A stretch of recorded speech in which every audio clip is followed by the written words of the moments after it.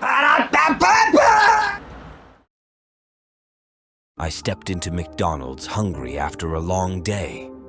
The place was typical for a weeknight, a mix of families, students, and a few solitary diners scattered about. But as I walked in, something didn't sit right. Amidst the chatter and the aroma of fries, I felt a prickling sensation at the back of my neck. I scanned the room casually, and that's when I noticed them. 3 imposing figures, large and hulkling, sitting at a corner table. They were all fixed on me, their gaze unmistakable despite their attempts to appear nonchalant. My stomach twisted in knots. Were they watching me? Trying not to let my unease show, I walked up to the counter and placed my order. With my tray in hand, I chose a spot far from them, hoping to distance myself from the unnerving sensation. But it persisted. Every time I glanced up, their eyes were on me. It felt like they were dissecting my every move. As I finished my meal in haste, I couldn't shake the feeling that something was off. I gathered my belongings quickly, trying to avoid drawing attention, and made a beeline for the exit. The relief of leaving that uncomfortable atmosphere washed over me as I stepped outside. However, my relief was short-lived. I felt their presence before I saw them. The sound of their footsteps echoed behind me, growing closer with each passing moment. Instinct told me to run, but I suppressed the urge, hoping it was all in my head. But when I stole a glance over my shoulder, there they were, emerging from the restaurant, their eyes fixed on me like predators tracking their prey. Panic surged within me. My heart raced, and I fumbled with my keys, hands trembling as I tried to unlock my car. The night air seemed to grow colder, heavier, with an almost tangible sense of danger. Hey, wait a minute! We want to talk to you! One of them called out, their voice cutting through the silence of the parking lot. I froze, unsure of what to do. Should I comply? Run? My mind raced with possibilities, but because I am an educated person, I decided to wait for them. Soon they got close and surrounded me. Their towering figures cast shadows in the dimly lit lot, and I felt a chill run down my spine. Hand over everything you've got, demanded one of them, their tone laced with menace. I didn't dare defy them. With trembling hands, I surrendered my wallet, phone, and watch, feeling a sinking sensation with each item I relinquished. But when they demanded my car keys, a surge of defiance rose within me. "I can't give you these," I stuttered, clutching the keys tightly, my knuckles turning white. There was a tense silence as they exchanged glances, their faces unreadable in the darkness. My heart hammered in my chest, the fear nearly suffocating me. I braced myself for the worst, ready to fight for what little I had left. But then, as quickly as they had cornered me, they seemed to reconsider. With muttered curses, they backed away, disappearing into the night with one last threatening look thrown my way. I stood there, shaken to my core, the taste of fear lingering in my mouth. Adrenaline coursed through my veins as I stumbled into my car, hands still trembling. I drove off, the road a blur as I rushed to the safety of my home. That night replayed in my mind, a haunting reminder of vulnerability in the most unsuspecting of places. It was a horror story brought to life, an encounter that left me questioning my safety and trust in familiar surroundings. From that moment on, I vowed to always trust my instincts and never underestimate the feeling of unease, no matter where I found myself. Last summer was a roller coaster of emotions, and let me tell you about this crazy thing that happened at McDonald's where I work. So picture this, I'm just 17, trying to make some cash, and I land a job at McDonald's. It's all good, you know, flipping burgers, dealing with the occasional disgruntled customer. Little did I know my summer was about to take a turn I never expected. There was this guy, let's call him Mike, who came in every single day like clockwork. He was tall, kind of scruffy, and had this mysterious vibe about him. At first, it was innocent enough. He'd flash a smile, order the same Big Mac meal, and strike up some small talk as I handed him his food. But soon enough, things took a turn. It started with harmless compliments. He'd tell me how my eyes sparkled or how my smile brightened up his day. Flattering, sure, but it got old quick. Then came the persistent requests for my number. Every day, like a broken record, he'd ask, "Come on, just one date. What harm could it do?" I'd brush it off, make up some excuse, and carry on with my job. But one sweltering afternoon, everything changed. It was busier than usual, and I was hustling to keep up with the orders. Mike strolled in, and I could feel his eyes on me. The routine started as usual: order, small talk, and then the dreaded question. But this time, he didn't take no for an answer. As I handed him his bag, he cornered me near the soda machine. I could feel the tension in the air, and my heart started racing. That's when he leaned in, too close for comfort, and went for a kiss.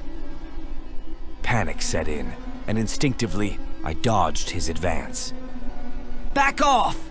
I snapped, but Mike wasn't having it. He grabbed my arm, and that's when I knew I had to do something drastic. My mind was racing, and I fumbled for my phone, pretending to check a non-existent message. In reality, I was dialing 911. The moment he realized I was serious, his demeanor changed. Panic flashed across his face, and he released his grip on my arm. I mustered all the courage I had left and threatened to call the police if he didn't leave immediately. It felt like an eternity before he finally backed off, shooting me a venomous glare as he exited the restaurant. The police arrived shortly after, taking my statement and reviewing the security footage. It turned out that Mike had a history of harassment, and my case wasn't the first time he'd crossed the line. They assured me they would handle it, but the whole experience left me shaken. From that day on, McDonald's became a place of both nostalgia and dread. I couldn't shake the feeling that he might return, but I also knew I had the power to stand up for myself. I was just your typical 19-year-old guy, flipping burgers and taking orders at McDonald's to make some cash. But man, things started getting really weird around here lately. It all started innocently enough. I'd been working here for a few months, and everything seemed pretty normal. Until one day, I noticed something off about our manager, Mr. Johnson. He was always a bit odd, but lately he'd been acting even stranger. He'd disappear for hours at a time, and when he came back, he looked anxious, sweating bullets even on the chilliest days. I once caught him fumbling with a weird-looking keychain, muttering to himself before abruptly stopping when he saw me. I didn't think much of it at first. I mean, who am I to judge? Maybe the guy was just stressed out. But then, things got even weirder. One night, I was closing up shop with a few other employees when I saw Mr. Johnson sneaking around the back storage area, carrying what looked like a large black bag. I thought maybe he was just taking out the trash, but it was late, and the dumpster was on the other side of the building. I couldn't shake off this feeling of unease, like something wasn't right. I decided to follow him discreetly. He disappeared behind the store, and when I peeked around the corner, I saw him unlocking this rusty old shed we never used. He went inside, and curiosity got the best of me.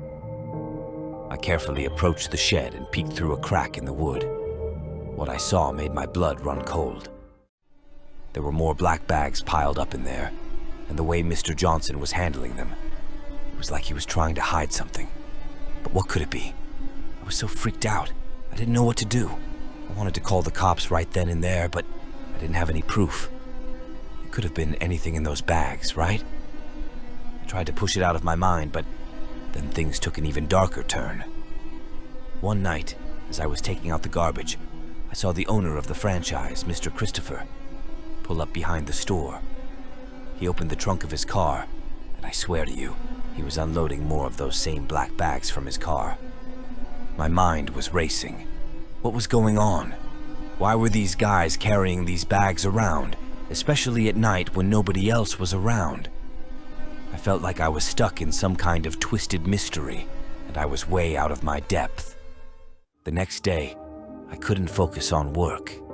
I kept thinking about those bags, the secretive behavior of the manager and the owner. I had to find out what was going on. So, I did something reckless. I decided to snoop around after hours.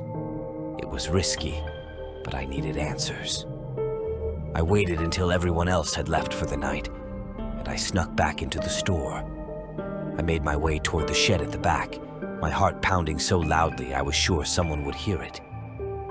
As I approached, I heard hushed voices coming from inside. I peeked through a crack and saw Mr. Johnson and Mr. Christopher standing there, arguing in low tones. I strained to hear what they were saying, and that's when I caught snippets of their conversation. "We can't keep doing this. It's too risky," Mr. Johnson said, his voice shaking.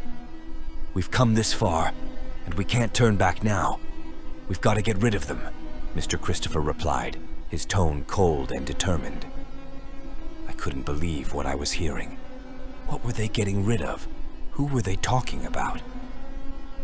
My mind went to the worst possible scenario, a sinking feeling that made my stomach churn. I knew I had to get out of there and call the police, but I had to be smart about it. I carefully backed away from the shed, trying not to make a sound, but just as I turned to leave, I stepped on a loose board, causing a loud creak. I froze, my heart racing, and I heard footsteps coming towards the door. I sprinted away from there as fast as I could, feeling like I was being chased by my own fear. I didn't dare go back to work after that. I called the police and told them everything I had seen and heard. They promised to investigate, but I couldn't shake off the feeling that I was in danger. What if they found out I'd been snooping around? Days went by without any news, and I was constantly looking over my shoulder, feeling paranoid and anxious. Then, one night, I heard a knock on my door. My heart skipped a beat. I cautiously approached and peered through the peephole. It was the police. They told me they had found something behind the McDonald's, something unimaginable. The black bags contained human remains. My stomach turned, and I felt a chill run down my spine. They said they were investigating Mr. Johnson and Mr. Christopher for their involvement in a criminal organization, a horrifying revelation that left me shaken to the core. I cooperated with the police, providing every detail I could remember. They assured me they would protect me, but I couldn't shake the feeling of being watched, the fear that those men might come after me for knowing too much. The case made headlines, and the McDonald's was shut down indefinitely. I never went back there again. But even now, I can't shake off the nightmares, the lingering fear that one day they might come for me, that I might become a part of their dark secret. The mystery was solved, but the terror it left behind still haunts me, a constant reminder of the horrors I stumbled upon while working at McDonald's.